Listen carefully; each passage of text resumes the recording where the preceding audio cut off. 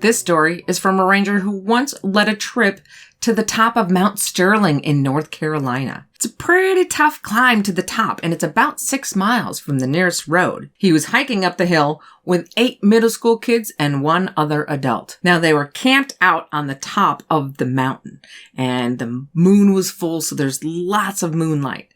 And the kids and the other adult decided to go to sleep in their tents. But he chose to sleep in a hammock that night.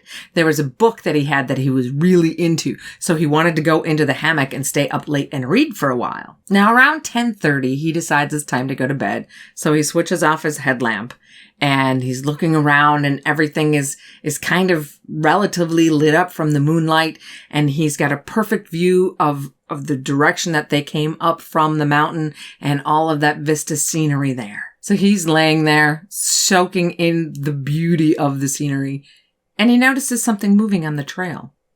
And at first he thinks it's a bear, because bears are quite common there, so he perks up a little bit.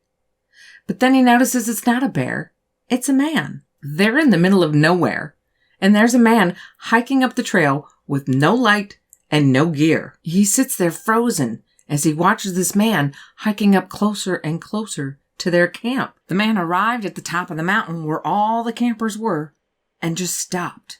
And from what the ranger could see in the moonlight, he appeared to just be surveying the camp. And he just stood there staring at them. The ranger said he stood there for what seemed like 30 minutes, but maybe it was only 10. He couldn't tell. And then the man just turned around and sat down under a tree facing the camp. And it's not like he sat down trying to go to sleep or something.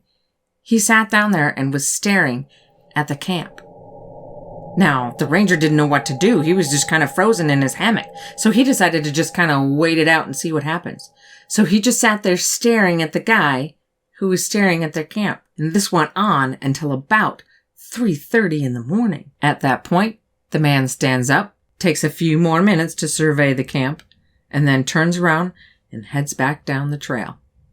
To this day, he has no idea who that person was or what they wanted. But he did say he had the feeling that they were being followed for the rest of the trip.